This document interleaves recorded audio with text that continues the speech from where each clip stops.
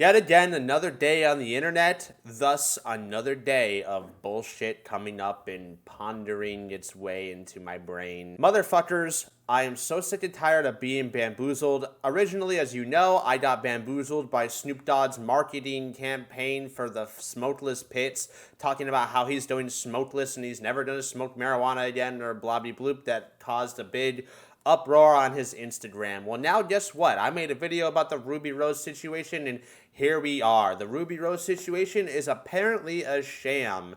The creepy guy that was on the porn addiction thing, Brandon or whatever his name was, which I don't like that I share a name with that guy. It makes me want to ram my face into the drywall.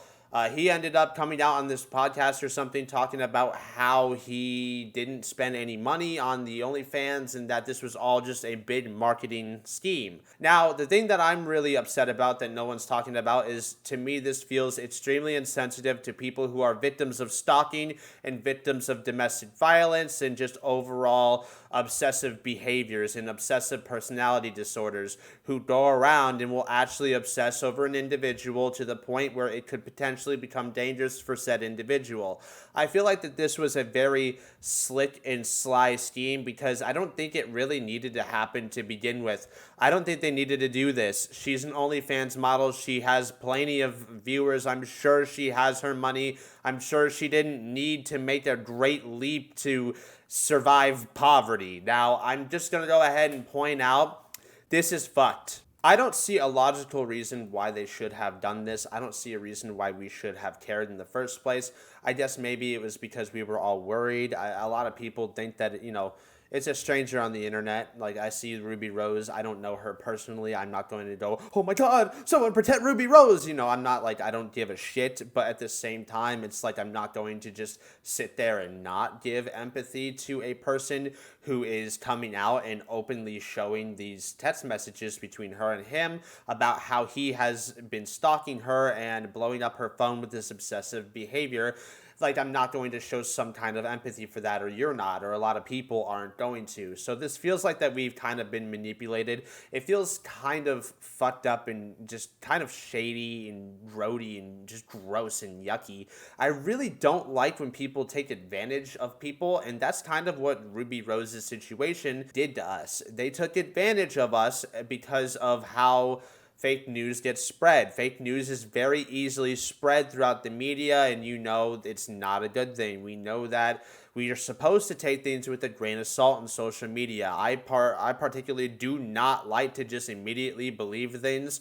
That's why, like, when I was talking about the smokeless fire pit for Snoop Dogg, I went to his personal Instagram and saw that he himself had said it, and I go, okay, well, this is definitely more believable. Holy shit, he's probably quitting that, and then he came around with that marketing campaign. Now, the difference between Snoop Dogg doing what he did and what Ruby Rose is doing is that Snoop Dogg didn't take advantage of a situation in a way that really downplayed a dangerous situation. It's not dangerous to quit smoking and to become a sober individual. It is not dangerous to do that.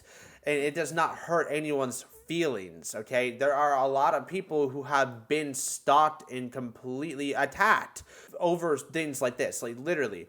That is so insensitive and fucked up. I cannot condone that behavior. I cannot condone it. It's fucked. Well, anyway, that's basically it. There's really no news here except for their pieces of shit. All of them, including whoever was doing the marketing campaign.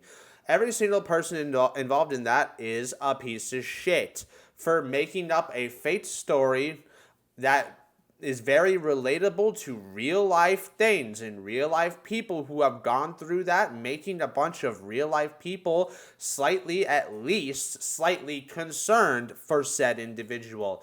Thank you for watching. Leave a like and hit a subscribe button. I will see you guys next Tuesday on the Talk Bots. Goodbye. Complete.